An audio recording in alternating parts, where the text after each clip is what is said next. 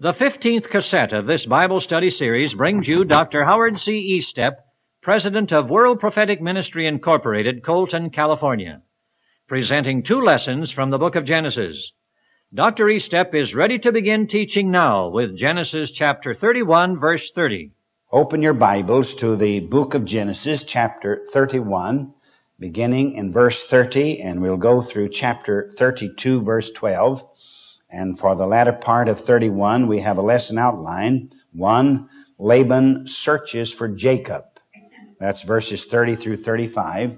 2, Jacob argues with Laban. 36 through 42.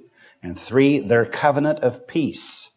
Verses 43 through 53. And 4, fasting and parting, separating one from the other.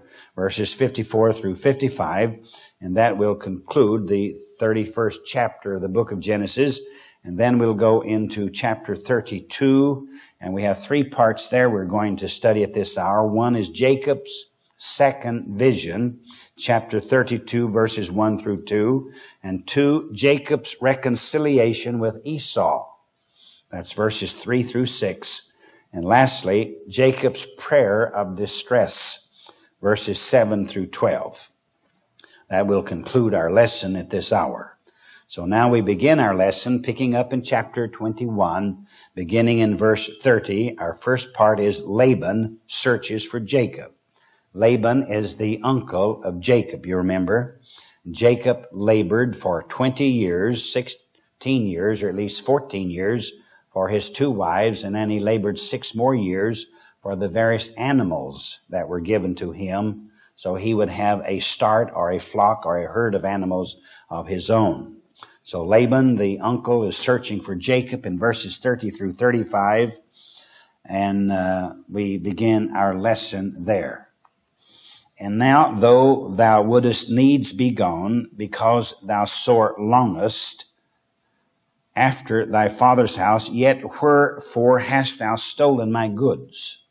You remember, Jacob is ready to go back to Canaan, and he wants to leave, and so he has arranged to take his cattle and take his 2 wives and the 2 concubines, or the maidservants of his 2 wives, and all of the children, and they have slipped away. But one of the women went back into her father's tent, and she got a little idol, or a little statuette, and she has it on her, and it's hidden, and evidently she took some other things according to what the scripture is saying here in verse 30, because it says, because thou sore longest after thy father's house, yet wherefore hast thou stolen my goods? Laban evidently went home to inquire of his gods and found them missing, because we saw in our last lesson that Laban is a worshiper of idols. He's a pagan god, or a pagan idol worshiper. So evidently he went into his tent and he found some of his paraphernalia that he uses in his religious worship service missing. And perhaps Rachel had taken them so that he could not last inquire about their flight. This is the last of his dishonest speech. He had set out to compel Jacob to return. In consequence of the divine warning, he had abandoned that intention, so now tried to put Jacob in the wrong.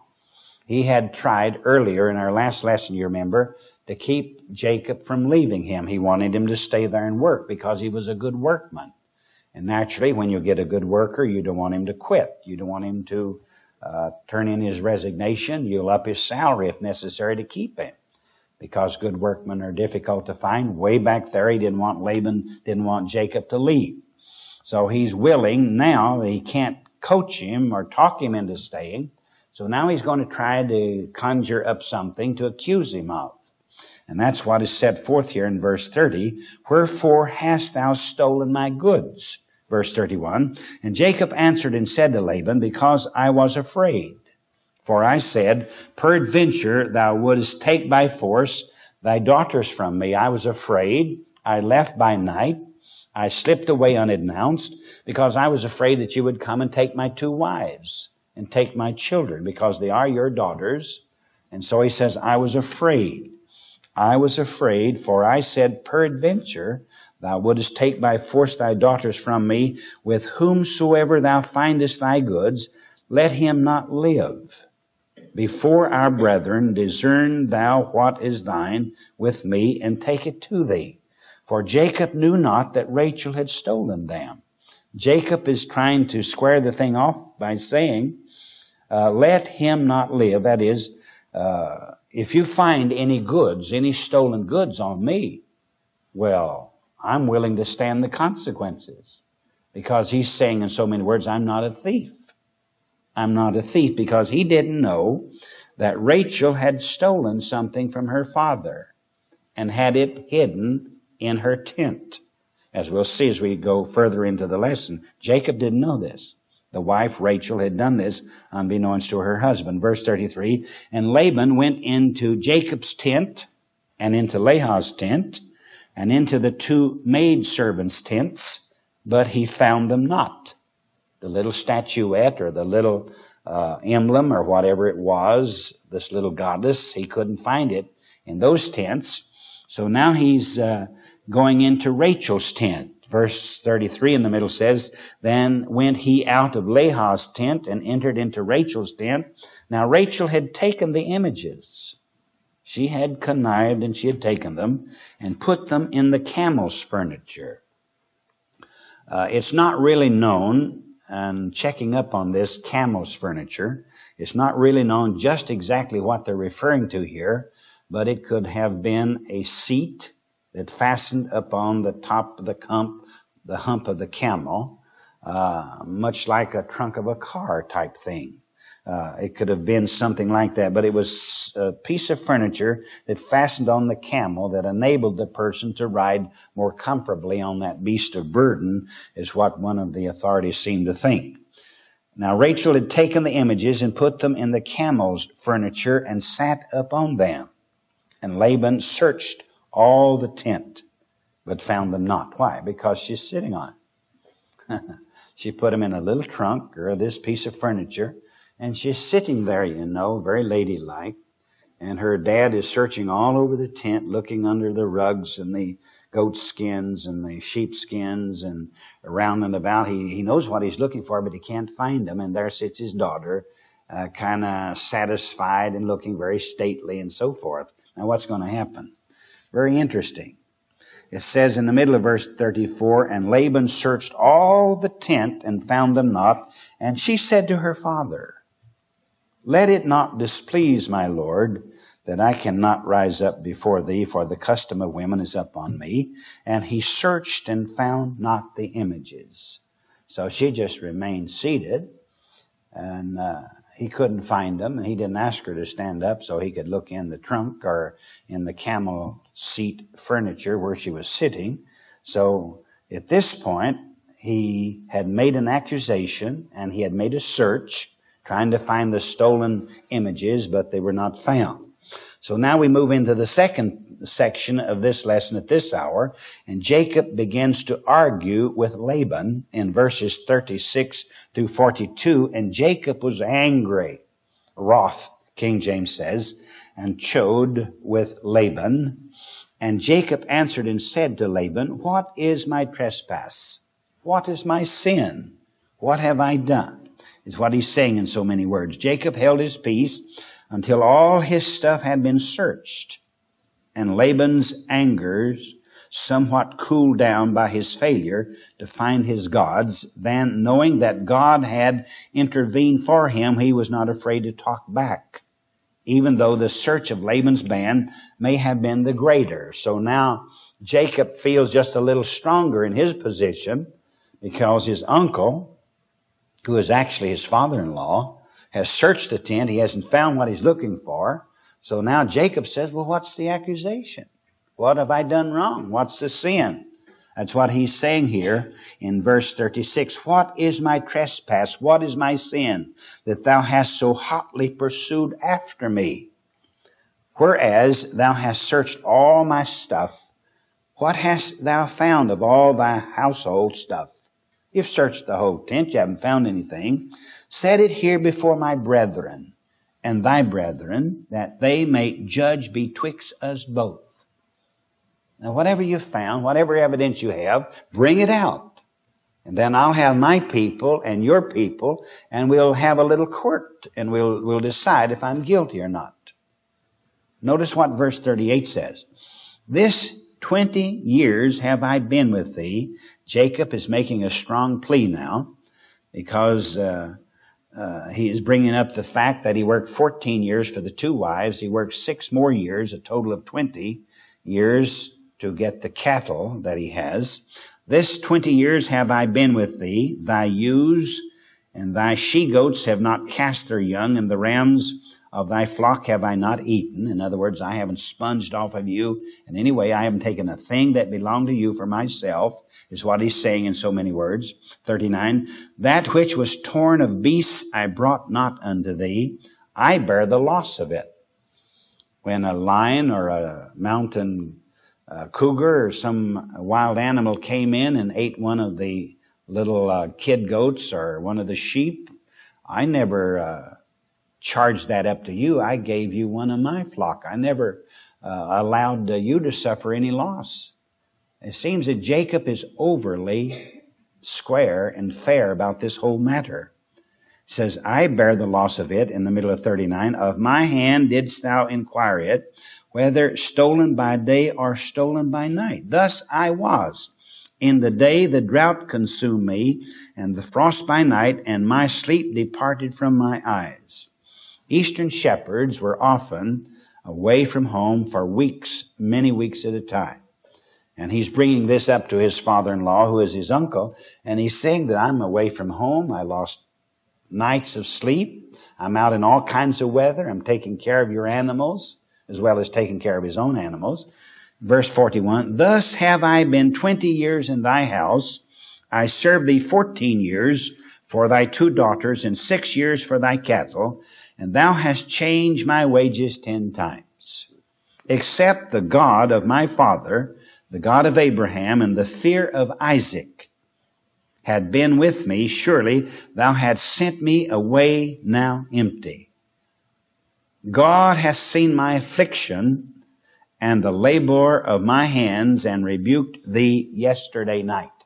What he's saying to Laban is this: God has seen me being faithful all of these years. God has seen the work and the labor that I've done for you. I've been out at all hours of the night in all kinds of weather. I've never griped. I've never been a problem to you. But he's saying in so many words, now you're trying to cheat me. You're trying to falsely accuse me.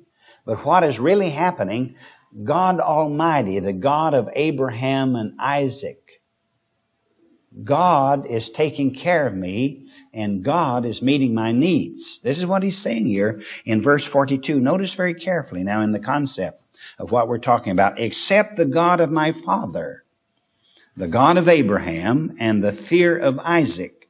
Now this phrase, fear of Isaac, perhaps Jacob was warning Laban that Isaac was still alive and could take vengeance on him if his son was harmed. You see, he's putting the fear of Isaac in this man's mind, because Isaac had a tremendous army. He had an army of some 400 people in his army, and then he had slaves, maidservants, men servants. And so Isaac could have come and wiped Laban out completely. And so Jacob is pulling a little politics here, and he's throwing the fear of Isaac into the heart of Laban. And the fear of Isaac had been with me. Surely thou hadst sent me away now empty. If it wasn't for God, you'd send me away empty-handed.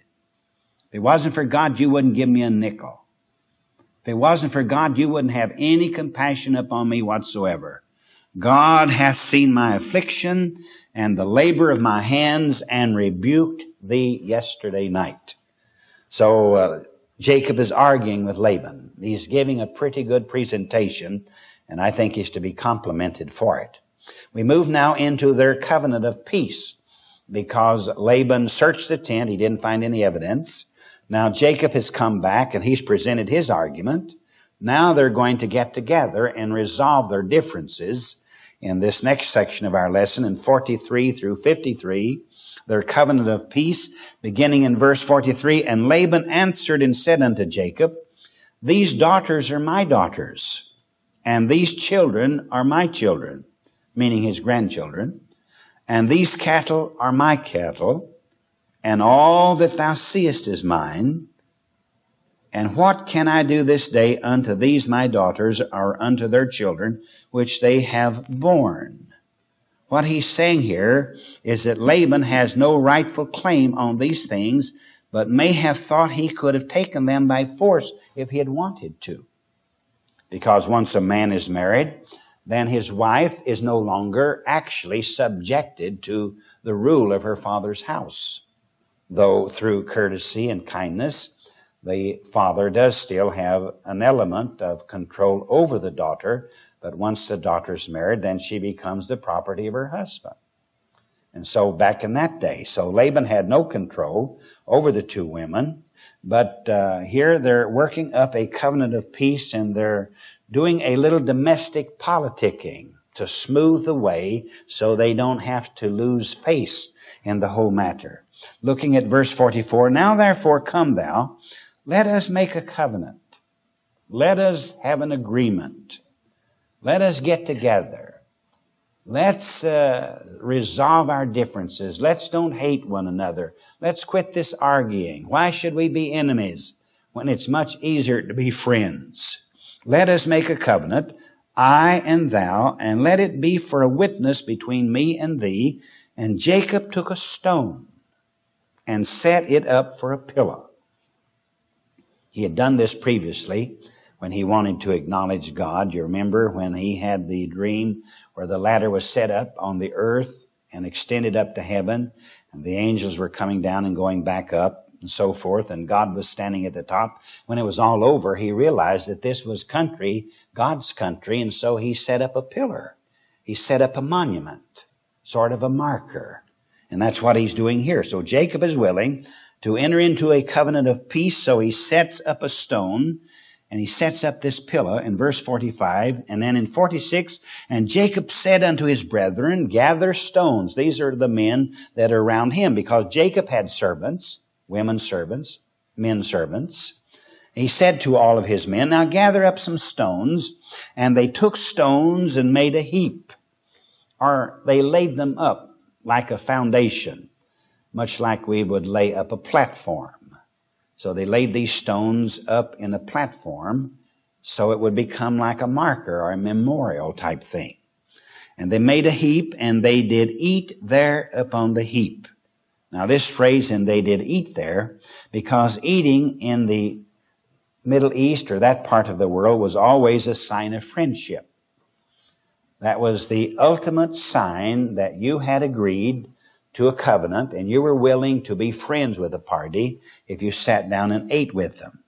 If an Arab chief ate with you, it was said, There is salt between us, meaning we are friends, and refusal to eat with a party stated openly that you were their enemy and you were angry with them. That's the custom over there, and it's quite that way today. For instance, when you're traveling in the Bible lands, and you go into an office, they will immediately bring you tea and some cookies. These come automatically. And if you say, No, I don't drink tea, no, I'm on a diet, I don't eat cookies, you hurt their feelings. It reflects almost immediately. If you're on a diet, don't go over there because you're going to get into trouble. You want to do your dieting here, don't do it over there, because this is their way of being friendly. If you go into a store to look at some jewelry or to buy some artifacts or souvenirs or something of that nature, they'll bring the tea. Here it comes. And they bring it out, and you wonder where they get it all. And it's delicious. And they bring you, if you want lemon or sugar in it, they bring it to you. And they expect you eat it. And if you say no, you hurt the whole proposition. So here, in order to show that everybody was in agreement with this covenant that they were going to make and put into operation, the latter part of verse 46 says, And they did eat there upon the heap. And Laban called it Jigar Sehedunha. It's a Chaldean word. It's a difficult word. In the Hebrew, it's Gilead. The other word is in the Chaldean language. And Jacob in verse 47 called it Gilead. And 48, Laban said, "This heap is a witness. This is a marker. This is a witness between me and thee this day." Therefore was the name of it called Gilead. Verse 49, "And Mizpah, for he said, The Lord watch between me and thee when we are absent one from another. If thou shalt afflict my daughters, or if thou shalt take other wives beside my daughters, no man is with us. See, God is witness betwixt me and thee." And Laban said to Jacob in verse 51, "Behold this heap," now this pile of rocks, this rock platform that we've laid up, "behold this heap, and behold this pillar, which I have cast betwixt me and thee. This heap be witness, and this pillar be witness, that I will not pass over this heap to thee, and that thou shalt not pass over this heap and this pillar unto me for harm." In other words, what he did, they set up a marker. And Jacob said, "I'm going that way because I'm going back to Canaan. And you're not to chase after me because you can't pass this marker. And I'm not going to pass the marker going that way to interfere with your life." What he's saying in so many words, in simple everyday English, we have come to the parting of the way. You go your way, I'm going my way. And this pillar of rock is the witness that this day we have decided to do this. So they put into effect a covenant of peace. Notice what it says in verse 53. "The God of Abraham and the God of Nahor, the God of their father, judge betwixt us, and Jacob sware by the fear of his father Isaac." It's rather interesting, this phrase, he sware by the fear of his father Isaac. This was the second time Jacob used this term. He used it up in verse 42. Again in 53, which we're reading, he either referred to the God whom Isaac feared, or to the power of Isaac, who had thousands of servants, among them hundreds of trained soldiers he had inherited from Abraham. So he's giving the last little word to Laban. Let's leave it in the hands of God. And if you want to make something out of it, then Isaac will send his soldiers, and he'll wipe you off the face of the map. So they did cease their accusations and their bad feelings one with another there at Gilead when they erected this rock monument and they came to a peace agreement. What are they going to do? Well, they're going to have a feast. Over there, they use every excuse for a feast. They love to have parties over there. Love to have parties. They have a feast for just about anything. Wedding feast lasts for a whole week. Mourning lasts for a whole month. They do all kinds. They do it in a big way over there. Great big way. Now they're going to have a feast, and they're going to get ready to leave each other. In verses 44 through 55, where we have the feast and the parting, verse 54 says, "Then Jacob offered sacrifice upon the mount, and called his brethren to eat bread. And they did eat bread, and tarried all night in the mount." Now it doesn't say what else they did. They evidently had music. They had other food. But when this phrase, they ate bread, it doesn't mean that they went down to the day-old bakery and got 100 loaves of bread and sat around and ate bread all night. That means they ate. They had a feast. And evidently they barbecued some animals. They had wine. They cooked vegetables, various things that they had. So they had a feast. And it lasted all night long. Not a bad idea if you can sleep all day the next day. Verse 55. "And early in the morning," I guess the sun was coming up on the eastern horizon, "and early in the morning Laban rose up and kissed his sons and his daughters." These are his grandsons and daughters. "And blessed them, and Laban departed and returned unto his place," evidently in peace. So you have the conclusion of Jacob, who ran away from his brother Esau because Esau had planned to murder Jacob. And the mother had interfered, and she said to her son Jacob, whom she loved evidently more than Esau, she said, "You'll have to flee. You'll have to get out of the countryside for a while until Esau cools down," because he was very angry. He had lost his whole inheritance over a pot of soup, beef stew, mess of pottage. And he was very angry. And the mother said, "You've got to skip out of town as fast as you can." And he stayed for 20 years. Now he's going back. He's going to have a lot of emotions because you left town. You and your brother were fiercely angry with one another, and one of you had threatened to pull your gun and shoot him, and he was going to blow up your car or bomb your house, and you've been away for a while. Now you're going to go back and see him. You wonder what kind of a mood he's in. You haven't had any word from him. You don't know exactly what kind of a mood he's in. So we're going to go back and see the condition that Esau is in mentally and emotionally as we go into chapter 32, and we have our first part is Jacob's second vision. He's going to have another dream. Well, I would think after eating all night long like you did that he'd have a vision or a nightmare or something. Anyhow, well, you're going to have another vision. This is verses 1 through 2. 1 says, "And Jacob went on his way, and the angels of God met him." That's comforting. God must have been looking down on this situation all along. God knew what was happening. So God sends the angels down when Jacob gets started on his journey, and these angels are going to meet him. In verse 2, "And when Jacob saw them," isn't that interesting that you can actually see angels? Angels appear always as male beings. They always appear as men, never as women.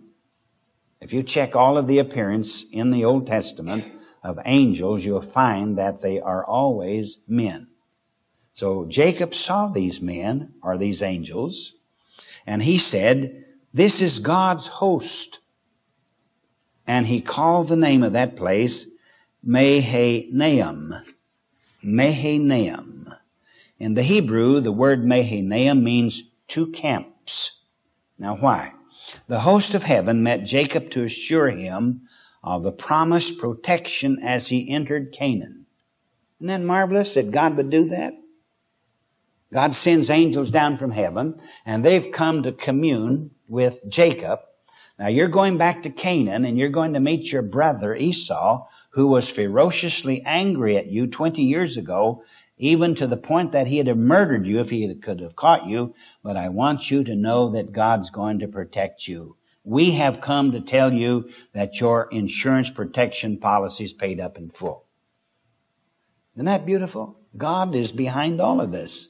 And when Jacob saw them, he said, "This is God's host." So forth.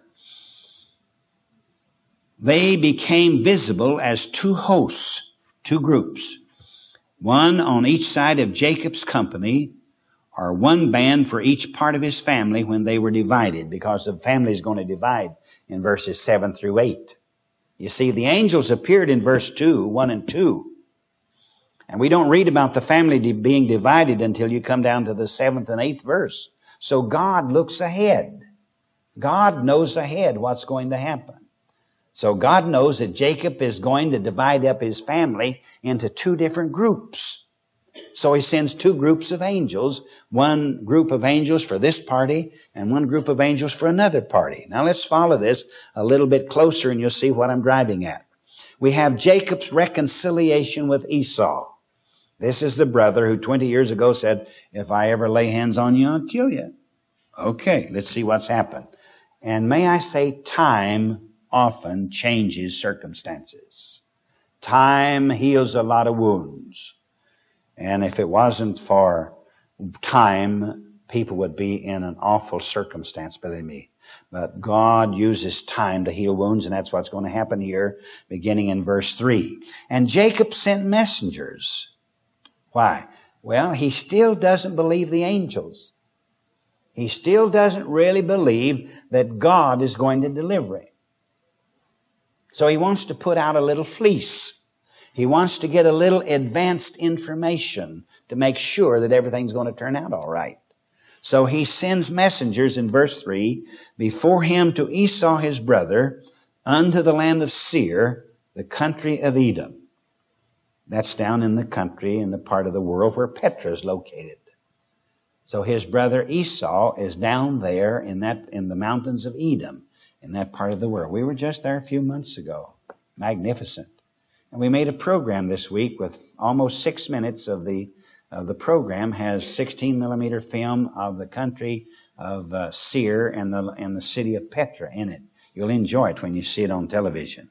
So he commanded them, saying, when they go down to the country of Edom, verse 4, and he commanded them, saying, thus shall ye speak unto my lord Esau. These are the messengers that he sent out to contact Esau to see if he's still mad.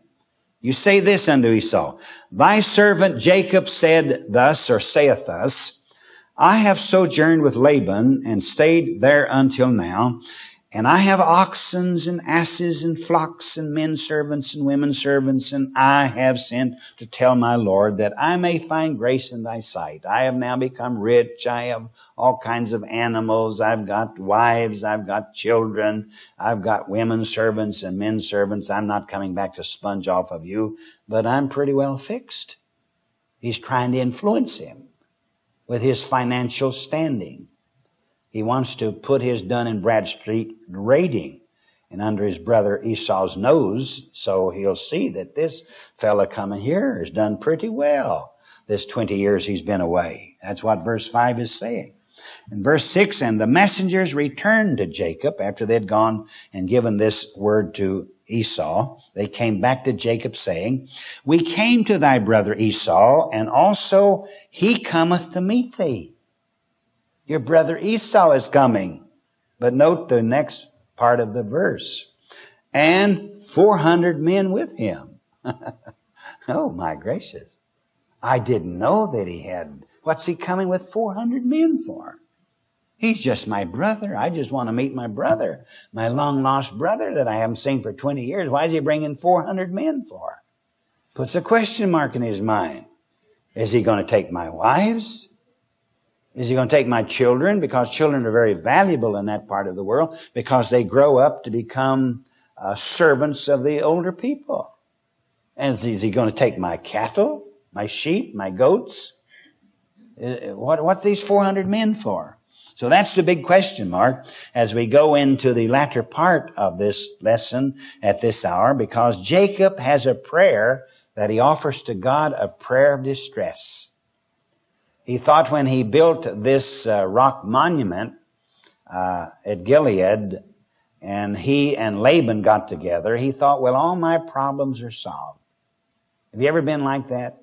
When you had a situation come up and you didn't see how you could surmount the situation, and it looked too big for you, and finally, through some miraculous maneuvering, you finally got the thing settled. Whew. Boy, you said, I'm glad that's over with. And lo and behold, there comes another problem bigger than that one. You wonder, how can I keep standing up under these problems? Here he's got another problem. He got the problem solved with Laban, his uncle. Now he's got his brother seemingly creating a problem, because the brother whom he hasn't seen for 20 years is coming out to meet him with 400 men. What would he want with 400 men? Doesn't make sense. Okay, let's look. Verses 7 through 12. We have the prayer of distress. Then Jacob was greatly afraid and distressed. And the reason being, the coming of Esau with 400 men was hard to understand apart from hostile intentions. He thought that this can only be for war. He's coming at last to get even with me. He's still intending to kill me. Must have gone through his mind. Jacob gave evidence of his great fear by dividing the family, wrestling all night with God alone, earnestly pleading his promises, praying in humility for deliverance from Esau, and making a gift to him of several bands, as if to mitigate Esau's anger or a degree of anger. Notice what happens, verse 8. And he said, if Esau come to the company, one, because he's divided his family, all of this entourage that are traveling with us, he divided them up into two groups. Now notice what he says. He's still not depending solely upon God, because God promised him earlier that I will deliver you. And you remember earlier in our study of this part of the Scriptures, Jacob said, Lord, before he ever went away for 20 years, he said to God in an open vow, he said, God, if you'll bless me, if you'll bless me and protect me and deliver me wherever I go and whatever I do, I'll give you 1/10 of everything I produce. Gross, not net, gross. You see, a lot of times we make vows with God and we say, oh God, you do this and I'll do that. And then it seemingly appears to us that God isn't going to carry out His part of the bargain. And then we start maneuvering to try to fill in where we think God is lacking. But God always works a thing out according to His way. Notice, verse 8. And he said, if Esau come to the one company and smite it, if he kills 1/2 of my family, smites it, then the other company which is left shall escape. All my family won't be killed. Verse 9. And Jacob said, O God of my father Abraham. Oh, he's really religious now. He's really getting down to brass tacks. He's going to pray out loud now if necessary. O God of my father Abraham, and God of my father Isaac, the Lord which saith unto me, return unto thy country and to thy kindred, and I will deal well with thee. He's reminding God. God, you said for me to return. Now I'm returning, and now it looks like I'm getting into a situation that I won't be able to handle. My brother who was going to slay me is coming with 400 men. What am I going to do? Verse 10. I am not worthy of the least of all thy mercies. Now he's getting real humble. You ever hear people pray like this when they're in trouble? Oh, God, you know I'm no good. You know, God, I'm just an awful sinner. I never do keep my word. I've been mean to my family, and I've used your money, which I should have put in the church. I wasted it on get real humble. And, oh, God, I'm dirty, low-down skunk, And you think this will pour down God's blessing because you're so bad. Let's see. Notice what he says. I am not worthy of least of all thy mercies and of all the truth which thou hast showed unto thy servant. For with my staff I passed over this Jordan, and now I am become 2 bands. So he has become real wealthy in his own right. God gave him a good mind. He maneuvered his father-in-law, and he didn't steal. He just maneuvered the cattle, and he got raised some nice cattle and some lovely fat sheep that were lots of wool on their backs, and he was really in good fix financially. This is what he's bringing out here. For with my staff I passed over the Jordan, and now I am become 2 bands. Deliver me, I pray thee, from the hand of my brother, from the hand of Esau.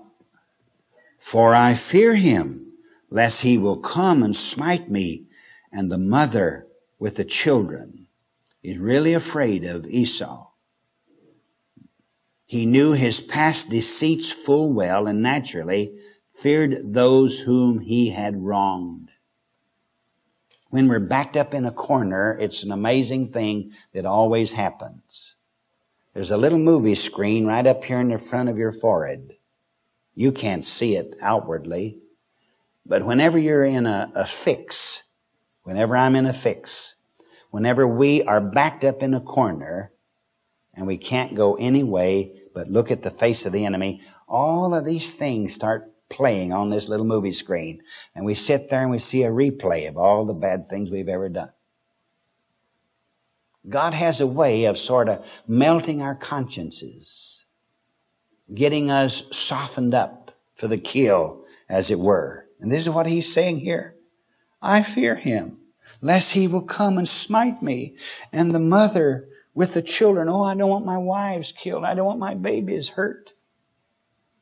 He's afraid of his own skin, too. He doesn't want his own hide hung up on a post somewhere. Verse 12. And thou saidest, I will surely do thee good, and make thy seed as the sand of the sea, which cannot be numbered for multitude. What's he doing? He's rehashing the Abrahamic covenant. Jacob, rehashing the Abrahamic covenant. Because God had said to Abraham several hundred years previously, God said to Abraham, I'm going to bless you in this land, and I'm going to bless your posterity after you, and your children are going to be as the stars of heaven and as the sand by the seashore. Now this blessing from Abraham has been passed from Abraham to Isaac, and now it's been passed down to Jacob, because Jacob stole it from Esau. And Jacob is reminding God what he said, and this is his prayer of distress, and God is going to deliver him. Dr. Estep continues his lectures from the book of Genesis on the other side of this cassette tape.